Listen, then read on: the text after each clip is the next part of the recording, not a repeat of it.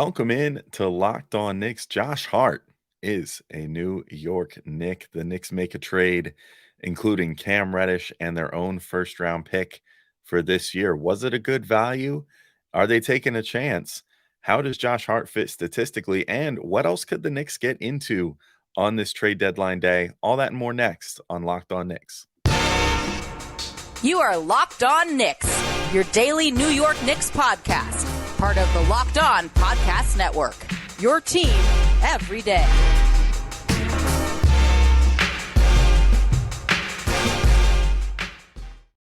All right, welcome in to Locked On Knicks. Today's episode is brought to you by FanDuel Sportsbook, official sportsbook of Locked On. Make every moment more. Visit FanDuel.com/Locked On today to get started. And I wanted to thank you all for making Locked On Knicks your first listen today and every day, whether you're checking us out on your favorite podcast platform or taking in the sights and sounds on YouTube. We appreciate you making us part of your daily routine, especially through the trade deadline here. If you haven't already, make sure to hit the subscribe button and notification bell on YouTube, or the subscribe button and auto download on your favorite podcast app so that you don't ever miss an episode if you can't get enough of this good Knicks content. I'm Alex Wolf. I'm editor-in-chief of Knicks site The Strickland, which you can find at thestrick.land. And the big news, big news in New York. The big news for the Knicks today. I'm recording this right as the Kevin Durant trade is breaking the internet at like 1:30 at night on a Wednesday night. What a time to be alive. But the Knicks, did manage to strike first. I'll give them that much. They might be number 2 on the back pages tomorrow. Actually, they might be number 1 on the back pages considering print deadlines, but whatever. Regardless of anything, the Knicks did a thing. They got Josh Hart today, and they basically gave up Cam Reddish and their own first round pick this year is what it more or less comes down to. Here's the exact terms. We have from Adrian Wojnarowski. He was on this one first. The Knicks get Josh Hart in exchange for Cam Reddish and a protected first round pick. Now, it's only sort of protected. It's lottery protected for this year. And if the Knicks pick falls within the lottery this year, then the Trailblazers get 4 second-round picks. But with the trajectory the Knicks are on now and the fact that getting Hart undoubtedly makes them better, seems pretty likely that the Knicks traded their first-round pick for this year.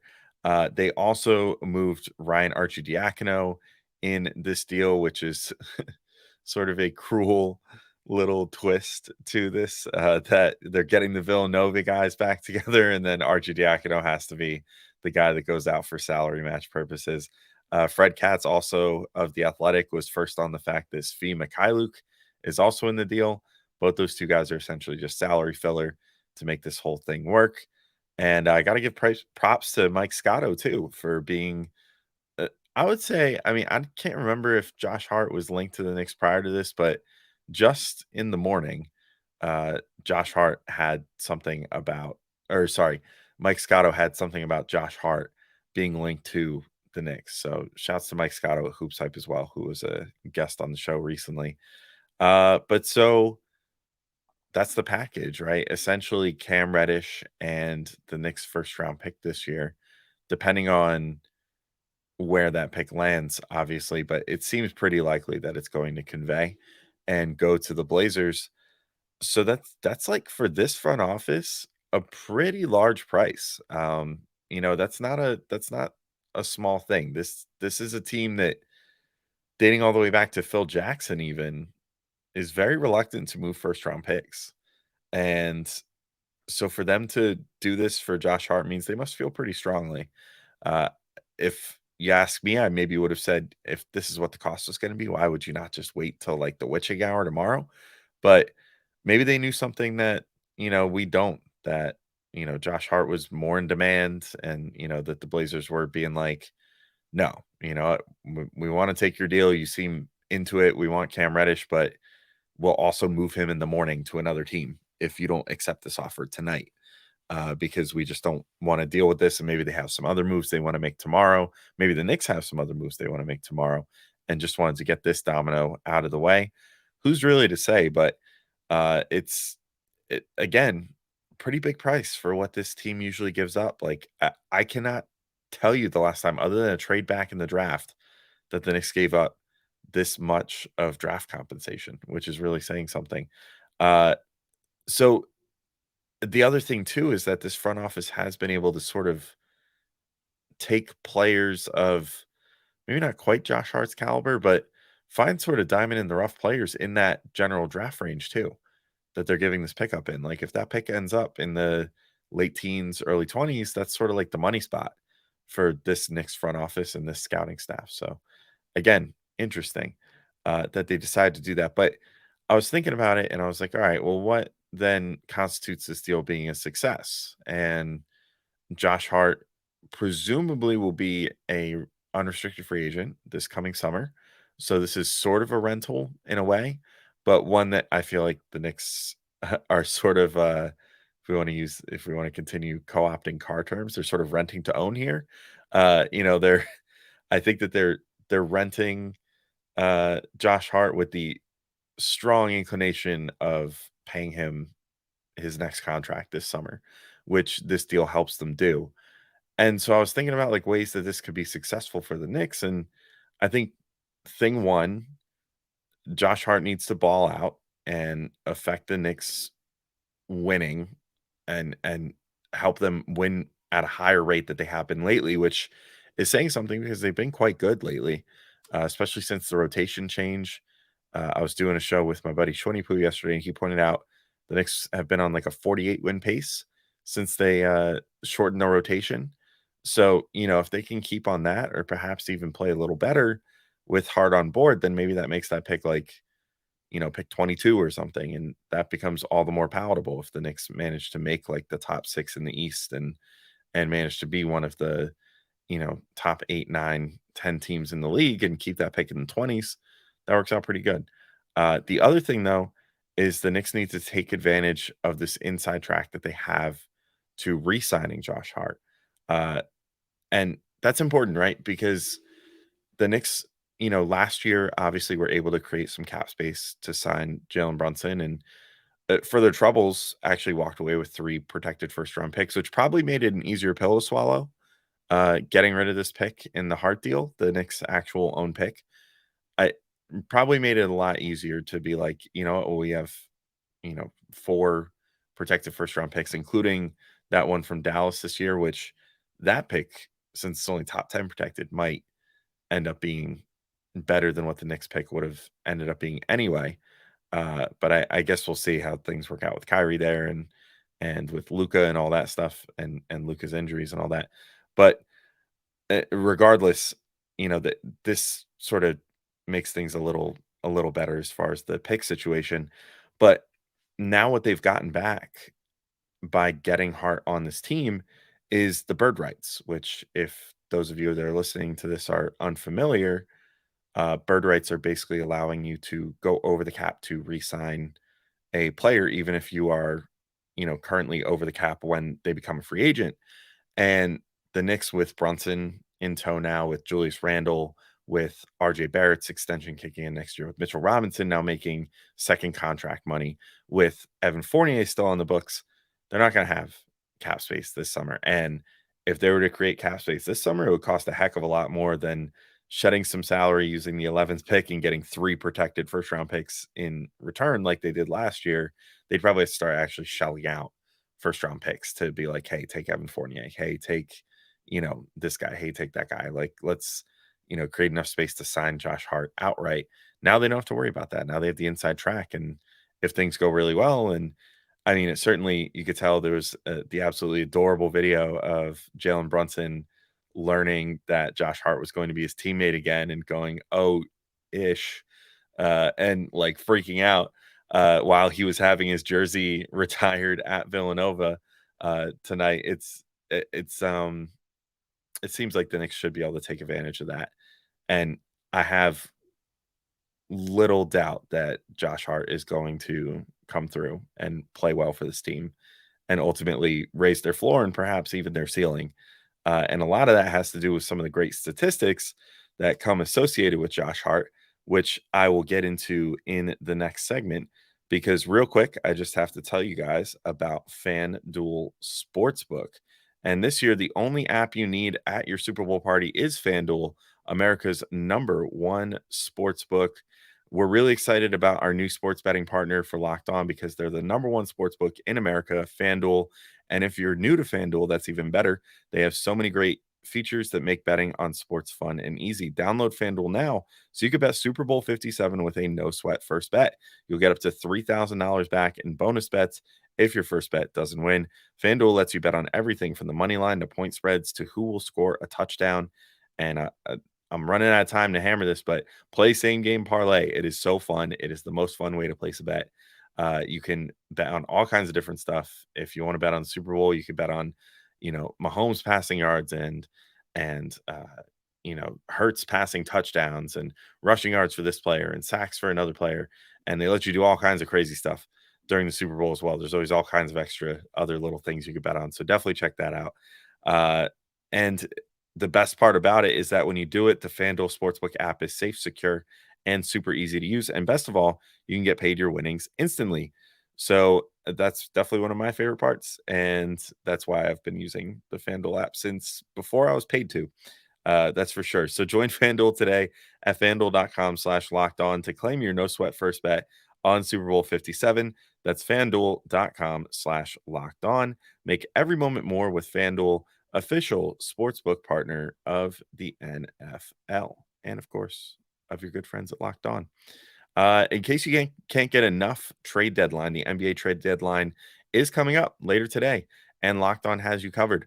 Thursday, February 9th. That's today. Again, in case you were wondering, tune into Locked On NBA on YouTube at 2 Eastern to hear reaction from the trades that will change the rest of the NBA season, who becomes contenders, and who is tanking for a better future. Subscribe to Locked On NBA on YouTube and don't miss a deal.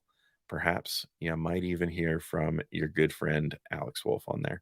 But for now, you're hearing from me right now. And I am excited to get into some of these stats about Josh Hart. So the basic counting stats this season, he is averaging 9.5 points, 8.2 rebounds, pretty crazy for a dude who's listed at, I think, 6'4", and 3.9 assists.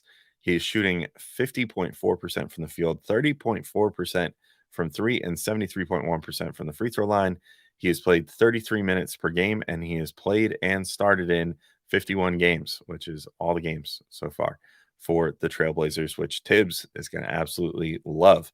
So first off, the rebounding, that's the thing that super jumps off the page about his stats this year. He is basically the standard bearer for wing rebounders. Now, take into consideration what that means, right?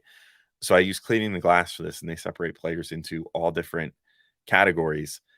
Josh Hart is really more guard sized, and yet they have him listed as a wing because he spends most of his time at the small forward. And even with that diminutive size and the fact that he is, even though he's guard sized, he's listed as a wing on Clean the Glass. He is basically the standard bearer for all rebounding percentage metrics that they track there. So he is in 98th percentile in offensive rebounds of his team's field goal attempts and 99th percentile in defensive rebounds of opponents' missed shots. That is going to be huge for the Knicks, particularly until Mitchell Robinson manages to get back, because, Hartenstein, for as good as he's been, he is not the best offensive rebounder. He's quite good at defensive rebounding. Jericho Sims, likewise, I think is better at offensive rebounding than defensive rebounding. Hart just kind of does both of those really, really well for his size. And as a result, I think that he's going to end up, really providing some value to the Knicks on that part of the court. But he also has some other things that he's good at. One thing he's not doing as well at this year that hopefully will turn around is shooting the three ball. So he's actually shooting his lowest percentage of his career so far this year at 30.4%. And he's a career 34.3% three-point shooter. And honestly, he shot great last year after he got traded to the Blazers, which is kind of funny. Although the Blazers were in a much different place last year, obviously, where they were kind of tanking because Dame was hurt most of last year. But he came to the Blazers last year, found himself in sort of a weirdly featured role down the stretch of the season. He actually shot really well. He shot 37.3% on 6.5 attempts And granted, it was just 13 games, but still enough of a sample size where you start to kind of squint your eyes and say, I think maybe that's something. He also scored 19.9 points per game during that stretch as well. But on top of that, even before he got traded last year, he was having a career scoring year with the Pelicans, and I think wound up finishing the year averaging something like 14 and a half points. So actually had his full stop best scoring year of his career last year. And otherwise has proven to be a good role player and a good catch and shoot player uh, throughout his career up until this season, which whatever the reasons are behind that, I'm not 100% sure because I'd be lying if I said I've watched a ton of the Blazers this year. That said, I'd be willing to bet that maybe the change of scenery and finding himself in more of a spot up role would be helpful. I did look up his spot up attempts, which NBA Stats offers, and he is shooting 33.3% on catch and shoot three pointers this year. So if that number can go up a little bit and he's not relied upon to take pull up three pointers, which I don't think he really will be in this offense, then maybe this will work out pretty good for the Knicks. He also shoots 71.5% at the rim per basketball reference, which is really good. And that must just be a trait among those Villanova guys from the title team, or at least between Jalen Brunson and Josh Hart here. That is just, that's a 71.5% the rim is awesome. I mean, that's like you're bordering on like big man territory at that point. And he's obviously doing it on decent volume because his overall field goal percentage and his effective field goal percentage are quite good considering how bad he's shooting from three. So even with his 3-point shot lacking this year, he's still shooting 55.2% effective field goal percentage, which if he starts shooting like 35% from three and can keep the rest of this up, he's going to be shooting like 55, 56, 57% effective field goal percentage, which for those of you that don't remember is a stat that takes into account that a three is worth more than a two in factoring your overall field goal percentage. I mean, he might be shooting close to 60 by the end of the year, or at least in his Knicks tenure, with these like 30 or so games he's going to get to play with the Knicks. So pretty crazy stuff. Also, per cleaning the glass, he's actually only taken 28% of his shots this year from three, which is the lowest number of his career. His previous low was 29%. So he's shooting fewer threes in his shot diet than he ever has. I think that he should be able to get more attempts with the Knicks. And as I said, is shooting better on catch and shoot like spot up opportunities this year. So hopefully that'll mean, if he can get more of a shot diet with the Knicks that is 3-point heavy and then just kind of allows him to cut and, take advantage of backdoor cuts and just kind of getting to the hoop that way. I think his field goal percentage is going to be pretty good here. At least I hope so. The other thing, the Blazers are, this is always one of my favorite stats, plus 9.6 points per 100 possessions better with Josh Hart on versus when he's off per basketball reference and cleaning the glass. And per cleaning the glass, they had this stat laid out nice and easy to look at. He is the best on the Blazers in that category. Let that sink in one more time. Think about the players that are on the Blazers, the good players that are there. He is according to on off, which is points per 100 possessions, he is the most impactful player that played for the Blazers this year, even more so than Damian Lillard by almost 2 points per 100 possessions. So that's pretty crazy. He is also in basically all of the Blazers' best lineups this year by net rating, which tells you quite a bit about the fact that this guy is just like a winning basketball player. Basically, I think he's going to make a really good impact, and I think he's going to fit in just fine with the Knicks. He's kind of got that like dog in him, if you want to put it that way. And I think his role will probably be pretty similar to Quentin Grimes, where it's going to be like you're expected to spot up and shoot threes, but we'll also let you put it on the floor. You can certainly get inside if you want. And I didn't even touch on this, but pretty good passer. Like the 4 assists per game, that's not nothing for like a wing. That's a good number for a guy to be hitting. Clearly a guy that keeps the ball moving and keeps things, going on offense. So I'm looking forward to seeing how he's going to fit with this team. But I think if you throw him out there with like Emmanuel Quickly and Deuce McBride and, Obi Toppin and like Isaiah Hartenstein with that bench unit, he's going to have a good time. I think it's gonna be good. Or you could throw him out there with Grimes and just have like two Grimeses out there. Like it's gonna be fun.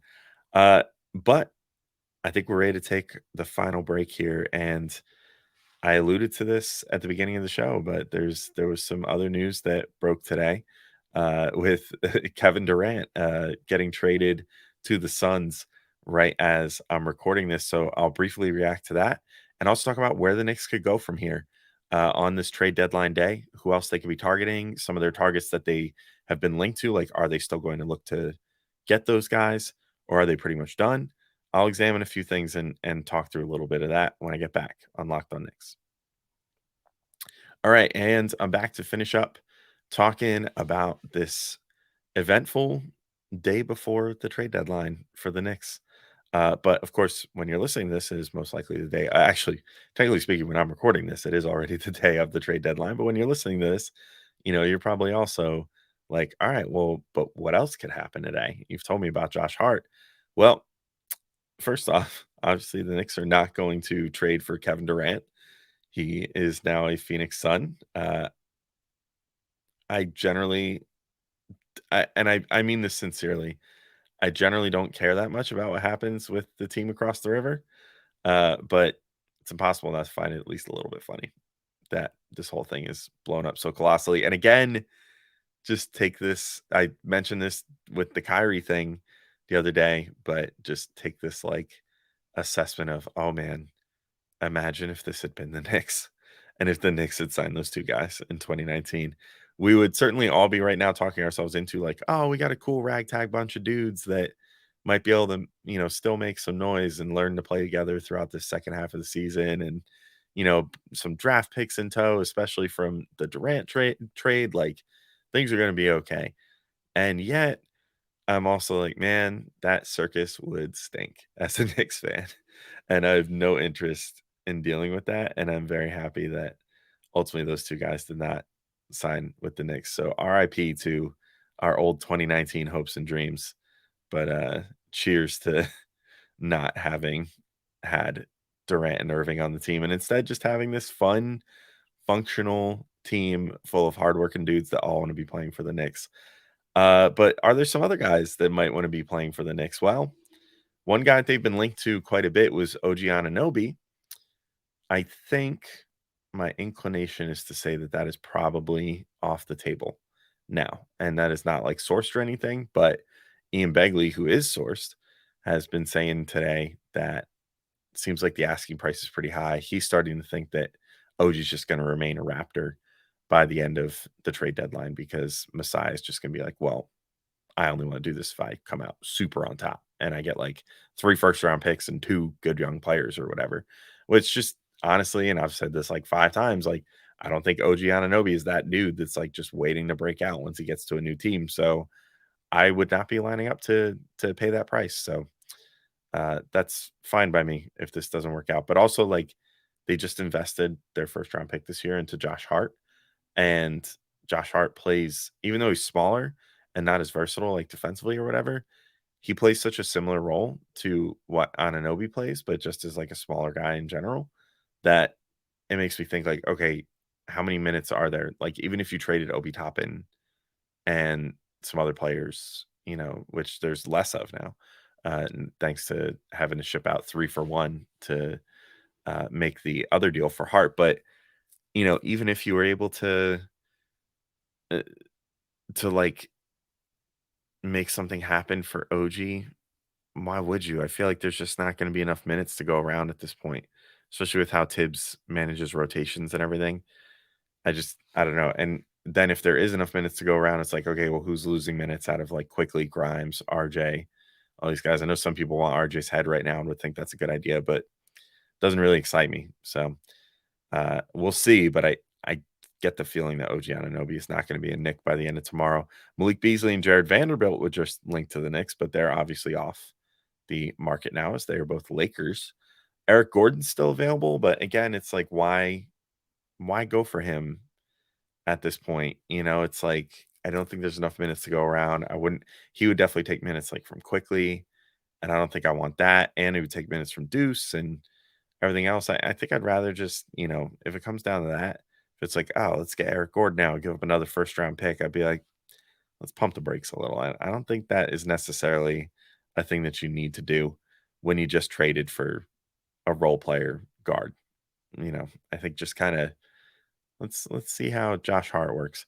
Basically, like I feel like the only thing that might possibly happen now because what has happened so far? The Cam Reddish situation has been resolved now, and the Knicks just got a new player who presumes to play a good amount of minutes for them because he's exactly the type of player they want. What else is kind of left on the goal list? I guess moving Derrick Rose to a new home. I think I saw that there were still some talks about Rose potentially going to like Milwaukee, and there's probably going to be some other suitors. So maybe the Knicks find a home for Rose somehow that's like extremely low impact to their bottom line.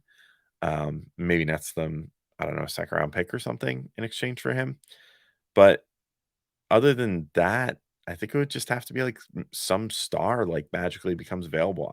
Obviously, it's not Kevin Durant. But like it'd have to be like, oh, the Oklahoma City Thunder are taking calls on Shea Gilgeous-Alexander all of a sudden. The Knicks might, suddenly perk up and be like, oh, well, time to get to work because we want Shea Gilgeous-Alexander. Um, but that's pretty much it. And obviously Kevin Durant's off the market, so that's not going to happen. Kyrie Irving's gone, so that's not going to happen. And I struggle to think of another like legitimate star that might become available. There's been a little bit of talk about like Zach LaVine, but I would not, if it were me, I would not be aggressively pursuing Zach LaVine. I just think whereas Hart is like the exact type of player that the Knicks, you know, look for and want on the floor for them. I think LaVine is sort of in many ways the antithesis in the fact that he doesn't really play defense like at all. Granted, he is a great scorer, so maybe they prioritize that, but I kind of doubt it. Um, I guess the only other thing to watch, just keep this in mind. There's going to be 2 open roster spots now, so the Knicks are clearly, with this acquisition of Hart, they're looking towards the playoffs, so they're going to be looking to get better. I would look for them to potentially look at the buyout market. My main thing is please, please, please, please, please don't even think about Russell Westbrook because I just don't want to deal with that. The Bulls are apparently linked to him, which fine, he can go play for the Bulls. I don't care. I think it should be a priority though for the Knicks to watch whoever gets bought out. I don't know, like who all is even a buyout candidate this year because you never really know until just guys just don't get traded that teams are trying to trade. Then you figure out like, oh, okay, this guy was on the trade market, didn't get traded, but there needs to be a resolution. So let's pick him up. Maybe that ends up being like Ibaka with the Bucks, unless they can swing a deal where they send Rose to Milwaukee, as has been rumored, and Ibaka comes back to the Knicks somehow that way. They've been linked to him in the last week. Maybe it's just some guys off the street, or maybe some G leaguers that they bring in. I don't really think they're going to convert Trevor Keels or the other guy that they have on their 2-way deal, whose name is escaping me right now. But maybe they look to, I don't know, sign like Farron Hunt or something, who had a decent end of the season and then a pretty good summer league with them last year. Maybe they do something like that. Who knows? But I think maybe a big, like an insurance big, might not be the worst idea, or just another guard. I mean, they just addressed backup wing. You're talking about end of the bench guys, though, so it's not worth going too crazy over. So we'll see what ends up happening. We'll see if the Knicks end up making more deals too. So we'll certainly keep an eye out. And, again, be sure to check out that Locked On NBA trade deadline show on YouTube to see if, maybe the Knicks will do something else. And then you can hear me talk on there and certainly hear me on Locked On Knicks tomorrow as well to recap the trade deadline and whatever else may come up. So thank you all for listening, and I'll talk to you guys all soon. Peace out.